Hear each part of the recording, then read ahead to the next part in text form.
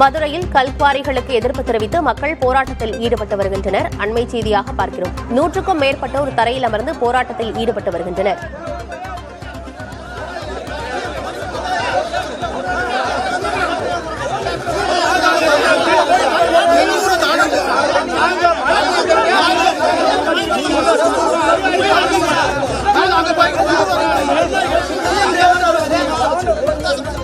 விவரங்களோடு செய்தியாளர் மணிகண்ட பிரபு இணைந்திருக்கிறார். என்ன விவரம் மணிகண்ட பிரபு?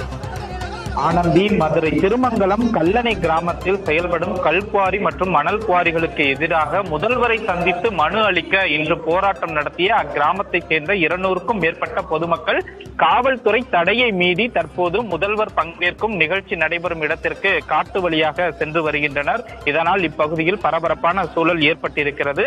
மதுரை திருமங்கலத்தை அடுத்திருக்கக்கூடிய கல்லணை, நெடுங்குளம், புதூர், அச்சங்குளம் உள்ளிட்ட 8 கிராமங்களில் 16க்கும் மேற்பட்ட கல் மற்றும் மணல் குவாரிகள் செயல்படுகிறது. இந்த குவாரிகளால் தங்கள் பகுதிகளில் நீர்நிலைகள், மயானங்கள் உள்ளிட்டவை ஆக்கிரமிக்கப்பட்டிருப்பதாகவும் இதற்கு உரிய நடவடிக்கை எடுக்க வேண்டும் என ஏற்கனவே மாவட்ட ஆட்சியர், அமைச்சர் மூர்த்தி உள்ளிட்ட பலரிடமும் இந்த கிராம மக்கள் மனு அளித்திருந்த நிலையில் 150 நாட்களாக தொடர்ச்சியாக போராட்டம் நடத்தி வந்தனர்.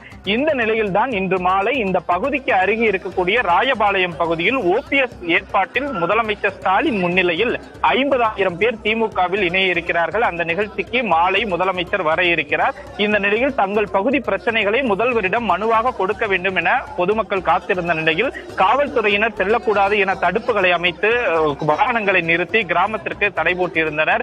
இந்த நிலையில் தான் ஆவேசமடைந்த பொதுமக்கள் காவல்துறையிடம் கடும் வாக்குவாதம் செய்து காவல்துறையினரை தள்ளிவிட்டு தற்போது நிகழ்ச்சி நடைபெறும் இடத்திற்கு காட்டு வழியாக புறப்பட்டிருக்கிறார்கள். இதனால் இப்பகுதியில் காவல்துறைக்கும் பொதுமக்களுக்கும் இடையே ஒரு பதட்டமான சூழல் ஏற்பட்டிருக்கிறது.